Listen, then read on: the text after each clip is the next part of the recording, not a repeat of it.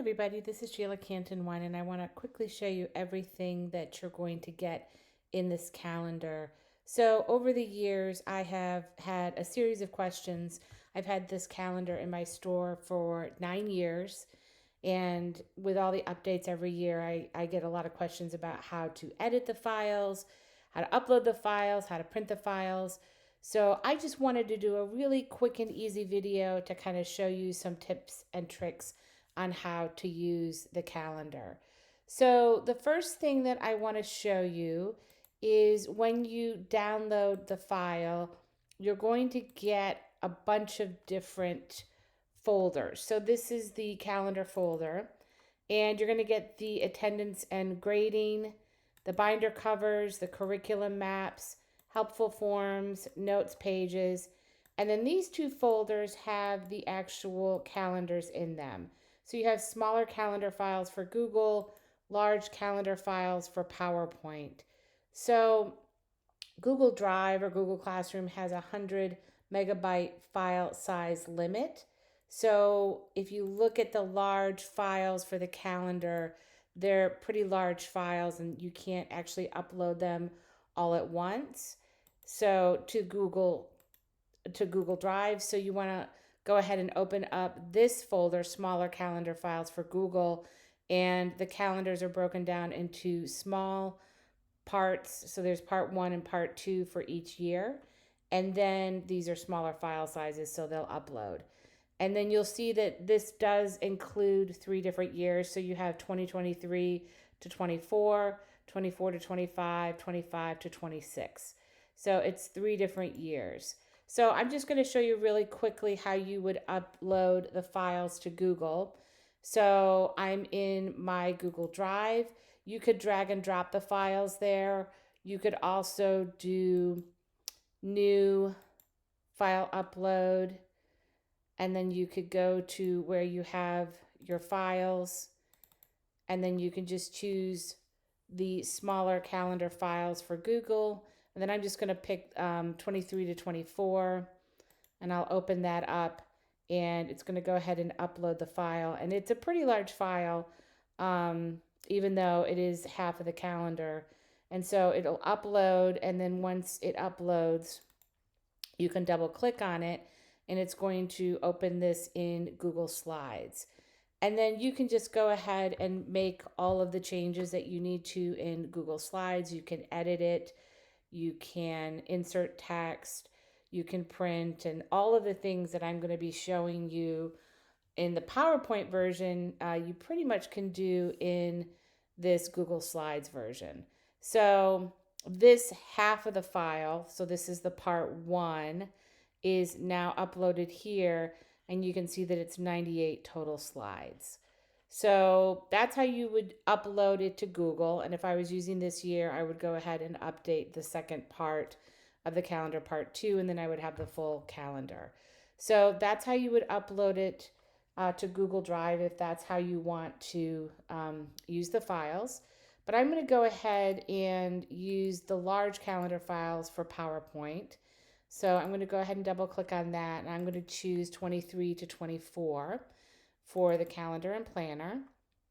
And now this is opening the file up in PowerPoint. So let me just get rid of this really quick. And now we're looking at this in PowerPoint. And so what you'll see is this file has 632 pages for the calendar.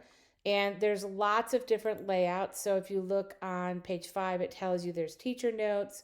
There's 1 month per page, 3 month per page, 1 month over 2 pages, 1 week, 1 year, 1 month, and so on. And then the holidays are on page 632. So lots of different pages, but we're going to go through this and I'll show you some tips and tricks on how to use the calendar. So there are some teacher notes here that kind of give you some tips and tricks, so you can use that. There are clickable links to the fonts that I use. So I use KG blank space solid and KG what the teacher wants. So those are on Kimberly Guestwing fonts on Teachers Pay Teachers, and you can just search the 2 names of the fonts there. and download those if you want to make sure you have the same fonts that I'm using for the calendar. So, one of the things that I'm going to show you, first of all, is how to insert text. So, this is just the calendar that's 1 month over one page. And so, let's say I want to insert some text. I'm going to choose Insert Text Box. And let's say that I have a faculty meeting here. I'm just going to go ahead and type faculty meeting. And then once I've inserted that text, I can change the size of it. So I want to make it maybe a little bit smaller. I can change the font. Here's that KG blank space solid.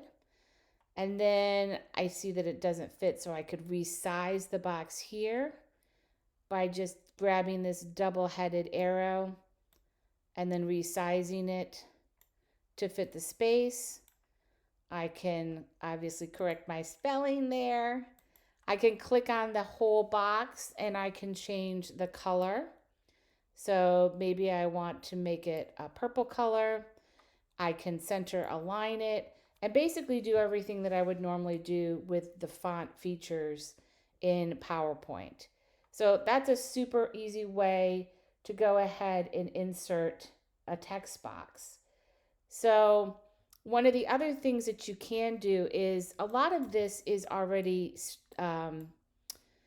set. So a lot of people will say to me, well, why can't I edit these? Well, this is the set calendar itself. But one little side trick is if you did want to change this, you could choose Insert Text Box. You could put a white text box. I'm going to choose Shape Format, Shape Fill, White. And now I could type in here. I'll just say July 30, 2030. And then I could go back to changing the font that I wanted to use. I could use the font that I was originally using. I could change the size. And then I could basically cover up the text that was already there. So that's one option if you find that you really need to change something that is on the calendar that is not editable. You can just go ahead and add a white box on top of it to change that. So that's kind of a little bit of a workaround. So in addition to having this 1 month per page, so you'll have that for the whole year, then you're going to have 3 months per page. So this is great. Same thing, you would just choose Insert Text Box and you could go ahead and insert your text there. And I'm showing you how to do all this on the computer, but of course you could print these and then just use Flair pens as well to just go ahead and handwrite all your entries as well. You don't have to do the digital version. Then we have 2 pages, a 2-page layout with 1 month. So this is if you have it like in a binder, right? So you'd have the left and right. So this would be the left page.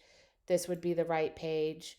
And then you'd be able to go ahead and type your entries in there, which is super easy to do. And then after that series where we have the 1 month over 2 pages, then this was something that was requested probably 5 years ago. People were asking to have 1 week and a whole page. So you can do that. And then again, it's super easy. Insert text box, go ahead and insert that. And then I like to do some color coding with that. So maybe you might want to have math, ELA, social studies, science, something like that. And then you could color code it. You could just double click that. I can choose home, the font color, more colors.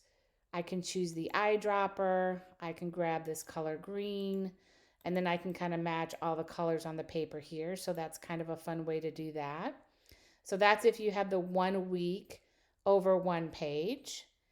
And then we're going to keep scrolling down to go through the whole year of that. So all of the weeks for the year are in that layout.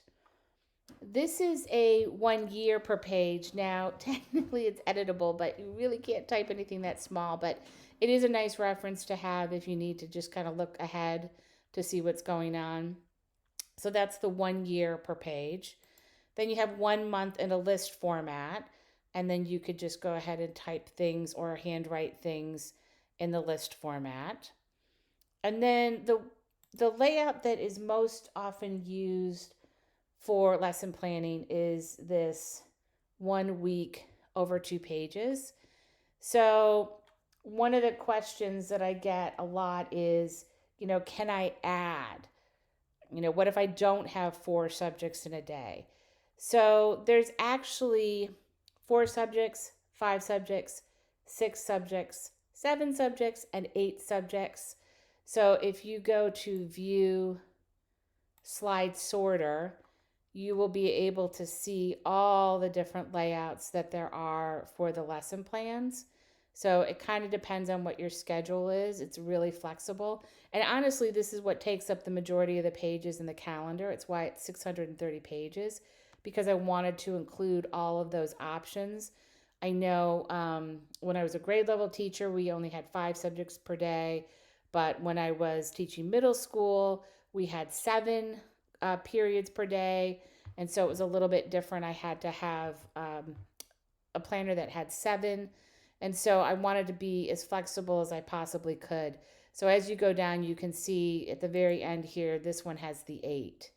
So what I would do is I would suggest that you find whichever one that you have for your particular schedule as a teacher.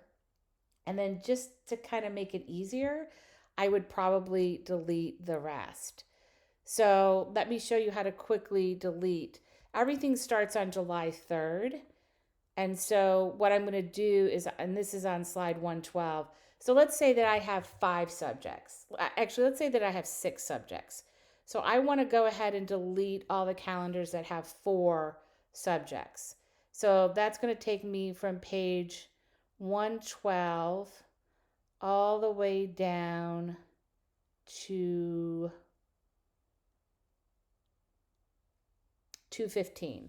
So I selected that one. I'm going to hold down the shift key, and then I'm going to click on 215. That selects all of those.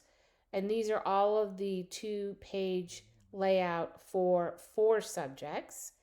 So I'm just going to go ahead and hit the delete key on my keyboard, and then that will get rid of all of those. Okay, so now I have the 5. So this is 5. So it's the 5 different subjects. So I want to do 6, so I'm going to do the same thing. I'm going to click on slide number 112. I'm going to scroll down, and I'm going to find the end of that year, and that is 215 again. And then I'm going to go ahead and hold down the shift key, click on 215. It selects all of them. Hit the delete key.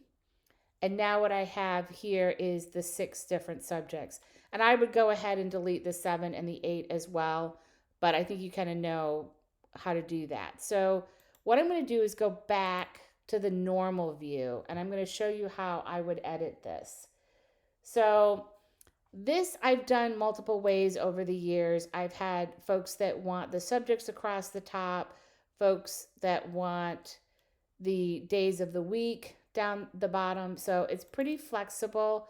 You could put your subject here if you wanted across the top. And remember, this is a 2-page layout. So this is left side and this is right side. So it is kind of designed to have the 5 days of the week here, but it is editable. And if you're not seeing these fonts here, make sure that you go and download the fonts. It is KG blank space solid here to make it look like that. Okay, so we have Monday, Tuesday, Wednesday, and then the second page is Thursday, Friday. Then there's notes that go down here.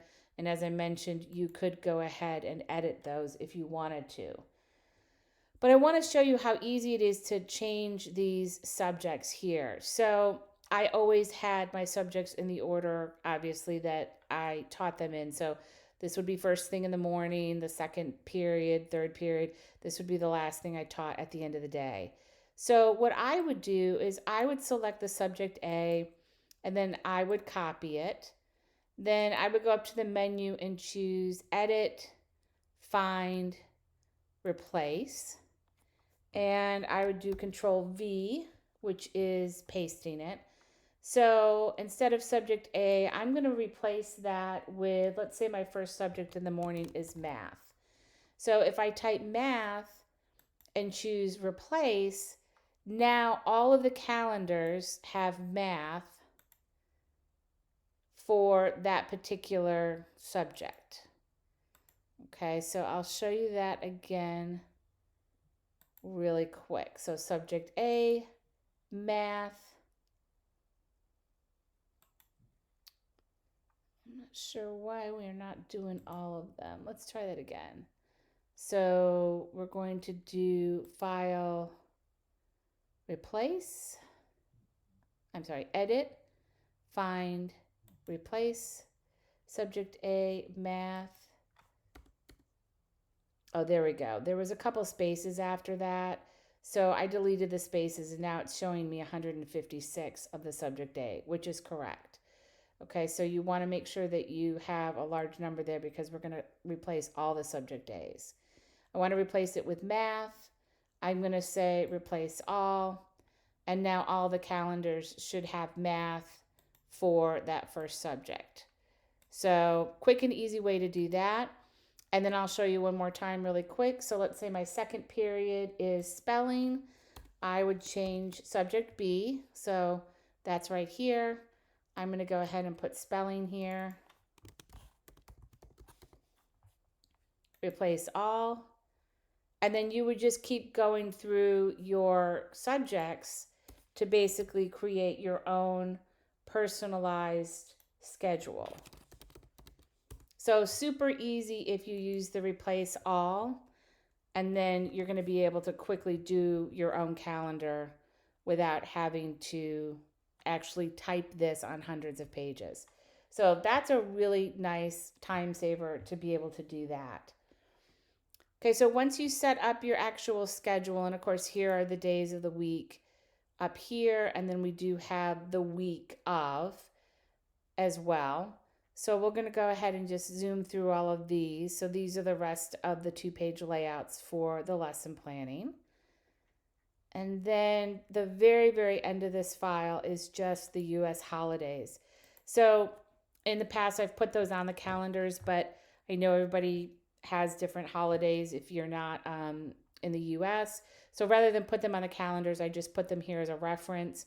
So you could go ahead and type those on your calendar or leave them off, whichever is easier for you. But I just thought that was helpful to have that there. Okay, so hopefully that was pretty helpful so far. What I want to show you next is printing because I get a ton of questions about printing. So the tricky thing about this calendar, because it is editable, I have to protect the images behind it, right? So this is an image behind it. This green is an image behind the calendar, this blue. And so although it's color, if you choose a different option other than color, it's going to not show up when you print. So let me show you what I mean. So if you have a color printer, it's not an issue. You just choose color and it will print in color. But I think what happens a lot of times is people go ahead and choose print and they don't have a color printer. So they choose, let me just scroll down and show some of these pages. So instead of color, they choose grayscale. And you'll notice that when you choose grayscale, you now have a totally white page. This was that faculty meeting that we inserted early on. So, and then this was also the text that I added there. So even though you may not have a color printer, you have to choose color because PowerPoint sees this as an image that's behind the actual entries that you've typed in. So I get this question all the time. I try to print, I can't see your calendar.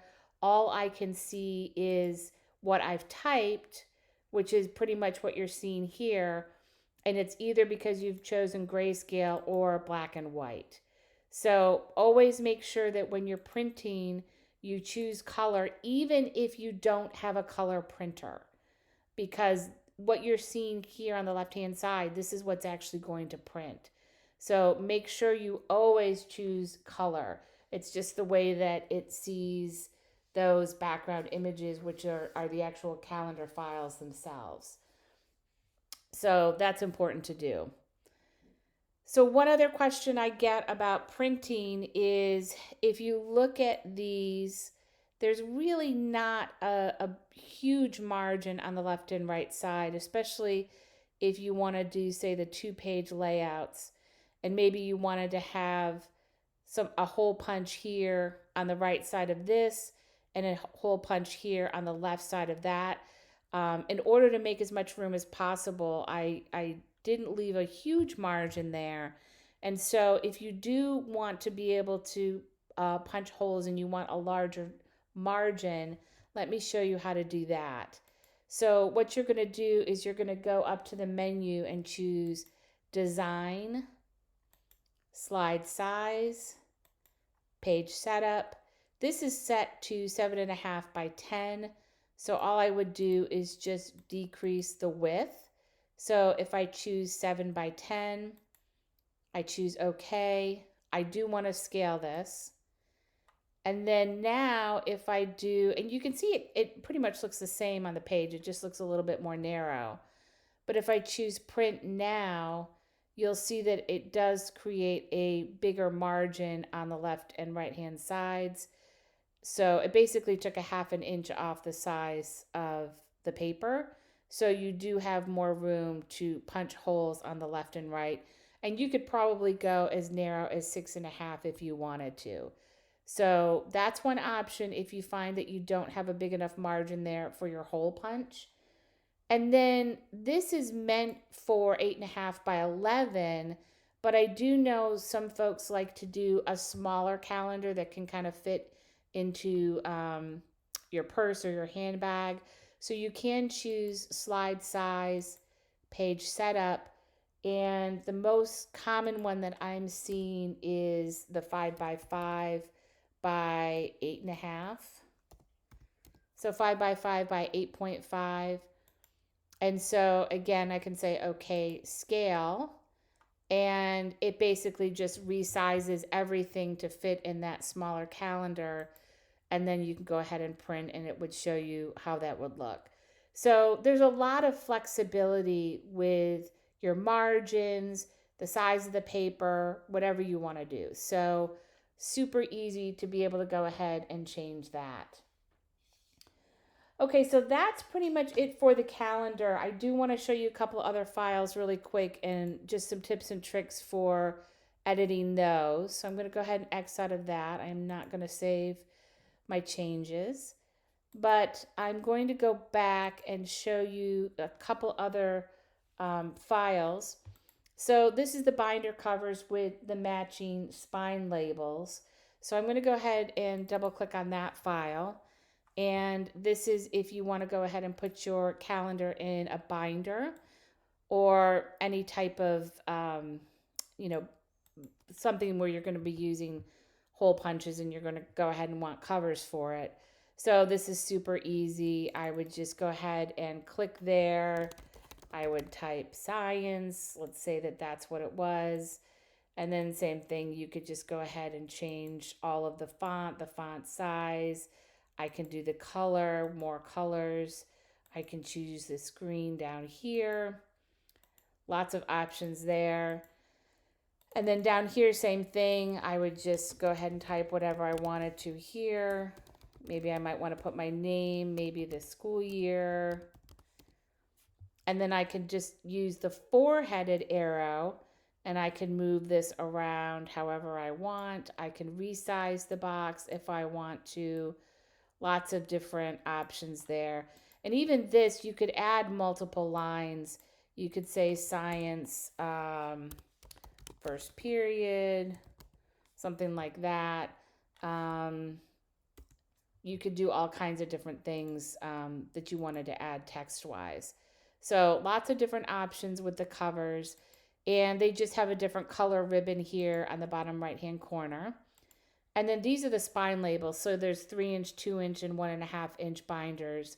So you can click there, and then I would triple click to select um, the entire text box there. And then I can just again type whatever I want to. I can select it. I can change the fonts. I can change the font size. All kinds of options there. One of the questions I get a lot is, what if I don't want to print all of these? So let's say that you did have a 3-inch binder, but not the 2 and the 1.5, and maybe you wanted to save toner. So one of the tricks that I do is I will choose insert shape. I'll choose the square, but I'm going to make a rectangle. And then I'm going to go ahead and choose shape format. I'm going to shape fill white, outline white, and now I basically just covered the other two, and I don't need to waste toner or ink printing those two. So that's kind of a nice little tip and trick for if you're printing pages where there's content that you don't want to waste ink on. So this is really nice. You can basically customize your binder and the binder covers. So that's easy to do. And then I'm going to show you the attendance and grading. And we're going to... Okay, so here we are at the attendance and grading. So I want to show you some tips and tricks for this. So the first set is attendance. It starts with August. All of the dates here are editable, so you can just double click and type the numbers, and then the days of the week are also editable as well. And then all of these entries are editable. But what I wanted to do is I wanted to show you a quick way to add all the student names to all the attendance sheets and also to the grading sheet. So I'm going to just change the view for a second to show you what this looks like. So I'm going to choose view, slide sorter. So what you have the attendance sheets for 1 month per year. And then of course, like I said, these are all editable. And then you also have grading sheets, and on the grading sheets, you're going to have the student's name, and then you're going to have room to put what the assignments are that you're grading. So minus these 3 intro pages, you actually have 22 pages here. So this is 25, and then these pages you won't use. And so you have 22 pages. So let's go back to the normal view on the attendance. And so what we're going to do is we're going to replace the word student 1 with the student's name. So we're going to go to the menu and choose edit, find, replace. And we're going to choose student 1. So let me show you, actually, when I just typed student, there's 660 entries. So it's going to pick up every single one that has student. And you can see that it's highlighted that. So we don't want that. So we want student 1. But when we do student 1, it's 242 entries. Now we know that there's actually only 22 occurrences of it. So what this is going to do is it will pick up like the 10, 11, 12, 13. So we don't want that. So we're going to add a space. So type student with a capital S, space, 1, space, and now we have the 22, which is what we have for each of the pages. And we're going to replace with our student's name. So we're just going to pretend our first student is Sarah Abrams. We're going to say replace all. And what it's going to do is it's going to replace all 22 occurrences of student 1 with Sarah Abrams. So now I'm going through the different pages. Here's October, November. I can go all the way down to the grading sheet, and it's all been updated with Sarah Abrams. So I'll show you one more time so we can do it again with student 2. So I'm going to say student 2 space. And we're going to pretend that our second student is Baker William. We know it's 22, which is what we want there. We're going to say replace all, and then it's going to replace all of the student 2 with William Baker. So this is a great way to populate your attendance and your grading sheets early in the school year. Once you have all of these replacements, it's going to be done for you. Now, let me show you how to edit some more things on the actual attendance sheet. So I just put room for 30 students. So if you need to delete some of them, this is a table in PowerPoint. Let's say you have 25 students. All you need to do is take your cursor onto the left so that you have a right pointing solid arrow. So you can see what my cursor looks like. I'm going to click and drag 26, 27, 28, 29, and 30. Then I can just right click, delete, and I'm going to say delete rows. And I now only have the 25 students. Now, with this still selected, if I want to resize it, I can take my mouse onto this white box here and get a double-headed arrow, and I can click and drag down, and now that will fill it to the entire page. So that's a nice, easy thing to do if you need to customize this if you have obviously a different number than 30. Now, let's say that in the first 3 weeks of school, you get a new student and their last name starts with an M and they would fall here. Let's just say number 15, you want to sort of put them in alphabetical order. Again, you would do this right arrow, you would select it. This time I'm going to right click, insert, and either you would do above or below depending on the alphabetical order, and then you could add your new student there. So, and then you would have to redo your numbers as well. So there's a lot of flexibility here. And then you can also change the borders and the shading as well. So if you select that and choose table design, here's some information on the shading. Here's some information on the borders. You can kind of play around with that. These are some preset designs for the borders and the shading also. So lots of flexibility with the attendance sheet. And one of the things that I like being able to do is auto-populate all my students. And then, like I said, there's always going to be changes. And so I just go ahead and do that within this actual table. So that's kind of fun to be able to do that. Let me take a look at grading really quick. So we went ahead and put our first 2 students in here. So for the date, I tend to do here, I might put September 2023, just kind of how I would do it. And then there's enough room here that you would have the numbers of the day. Let's say on the 7th you had more than one assignment, you would do it like that. If you extend over 2 months, so maybe this is like the 25th, 26th, and then you're going into the 1st of October, you could do something like this. And then for the assignments, I typically write homework assignments, I write exams, I write activities that they have to do, and then also any quizzes or things like that. So I would typically say homework, adding fractions. Maybe the next day it's a quiz on fractions,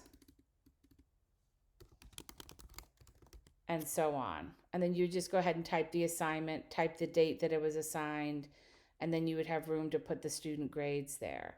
And of course, you can change the fonts on these, and you can change the size and things like that, depending on, what works best for you. Now, we mentioned if we didn't have certain students, so let's say we only had a class of 25, we could have a lot more room for the actual assignments.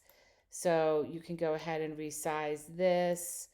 You can make this larger here by selecting it. And then when you go up to layout, you can choose the height. This looks like it's the height of the entire table, but here you could change the height of that particular row to make it smaller or larger. I find that when I have my grading sheets, I need a lot of space here to write what the activity is or what it is I'm grading them for, and not so much room down here. So also, if you want to, you can maybe decrease these. If you find that you want more room, you could remove some of these here just by selecting those, right click, delete, delete column.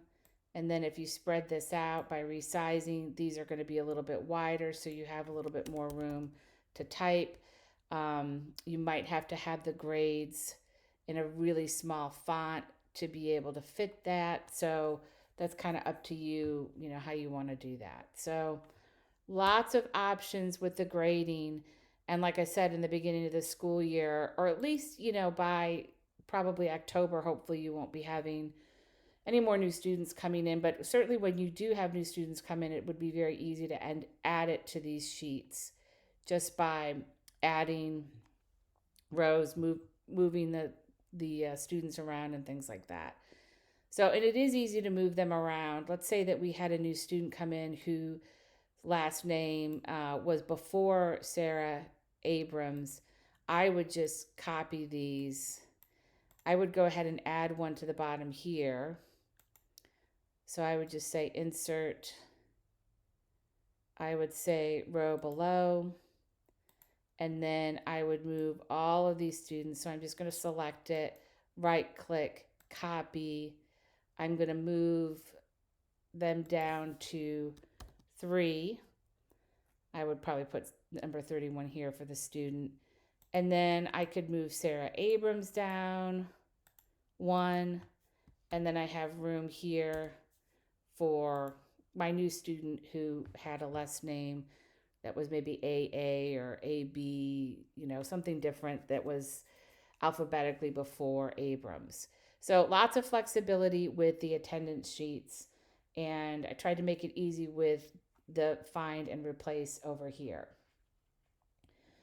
Okay, let's take a look at the curriculum maps. These are pretty easy to edit as well. These are very similar to a lot of the other products that I've showed you before. So you're going to have the different curriculum maps. Let's just go through and look at these one by one. So this is just a curriculum map for quarter 1. So you have the subject here, and then you have 4 weeks and then 9 weeks. So a lot of schools have 9-week quarters, so it's designed for that. And then there's just basically different papers in the background for the different quarters. This is completely blank, so you can customize this however you want. And then I have the other papers as well that are completely blank. Here's a different way of doing curriculum maps, and there's some notes below. This is blank, 9 weeks, blank, monthly, blank, curriculum map starting in August through June with notes and blank. And so I'll just click on a couple of these, but this part here is not editable. But I mentioned to you how you could go ahead and just create text boxes over those and then go ahead and type something different if you wanted to. And then, like I said, there's lots of different blank options for you. So you can go ahead and create your own curriculum maps for that. So those are pretty fun to be able to do your planning. And then finally, we just have some other helpful forms. And we're going to take a look at those. These are just forms that I typically have in my planner, and they would be really useful for you to keep track of certain things. Most of these just have blank lines here, and you would just choose insert text box, and then you would go ahead and type in the school name and all that kind of information there. Here's some student information. So this is helpful. You would do one of these for each of your students. Here's a class list that's helpful for you. It's helpful for homeroom parents. It's helpful for your sub plans. We have class birthdays here. Here's your daily schedule. This is a parent communication log. Another parent information. So this is their contact information. Emergency procedures for our classroom. Again, that's great for sub plans. This is for IEPs, student medical information, transportation information, field trip information, logins and passwords. That's huge. This first one was for students, and this is for you as a teacher. These are meeting notes. That's half page. This is full page.